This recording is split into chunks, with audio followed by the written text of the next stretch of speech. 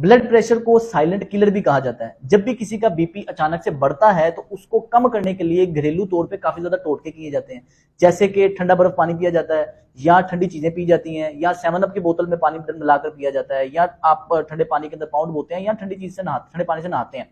ये सारी चीजें साइंटिफिकली आपके बीपी को लो नहीं करती।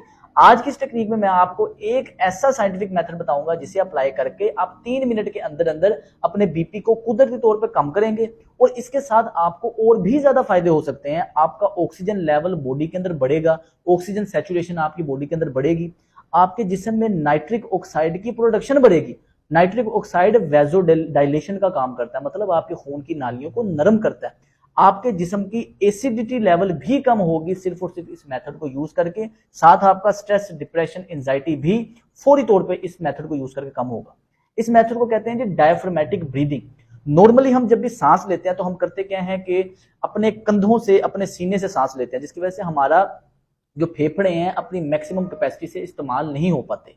होता यह है कि हमारे फेफड़े जो 100% कैपेसिटी से इस्तेमाल होने चाहिए, गलत तरीके से सांस लेने से हम 100% नहीं बल्कि 70% इस्तेमाल करते हैं, और हमारे जिस्म के अंदर ऑक्सीजन लेवल भी कम रहता है।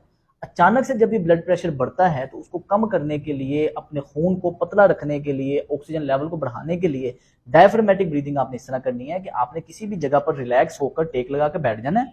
अब आपने बिल्कुल आहिस्ता से अपने नाक से सांस लेना है, और सांस इस तरह लेना है कि जैसे ही सांस अंदर जा रहा है आपका पेट फूलना चाहिए बाहर को। अगर आप मुझे साइड से ऐसे देखें, मैं सांस अंदर खींचूंगा तो मेरा पेट फूलेगा। अच्छा, अब पेट क्यों फूल रहा है कि हमारे पसलियों से नीचे एक डायाफ्राम होता है, ये मसल होता है, ये जैसे टाइट कंट्रैक्ट होता है तो आपके फेफड़े नीचे की तरफ से पुश होते हैं और आपका ब्रीदिंग की कैपेसिटी बढ़ती है। आपने सांस ऐसे लेना है, 1 सेकंड रोकना है, फिर बाहर निकालना है, और सारा सांस बाहर निकाल देना है। फिर सांस लेना है,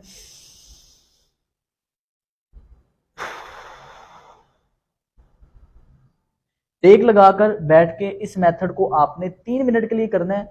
और आप इसको टेस्ट करके देख सकते हैं कि आपने पहले बीपी चेक किया, हाई बीपी है, टाइम नोट किया, 3 मिनट इस वर्जिश को किया, आपका फौरी तौर पर बीपी नॉर्मल रेंज में आना शुरू हो जाएगा, आपके खून पतला हो जाएगा, और आपके लिए सेहत के बाकी सारे मामला, आपका स्ट्रेस, डिप्रेशन, एंजाइटी लेवल भी कम होगा। तो अगर आप किसी ऐसे शख्स को जानते हैं जिसका बीपी अचानक से बढ़ जाता है, उस तक मेरी वीडियो लाजमी शेयर करें ताकि ज्यादा से ज्यादा लोग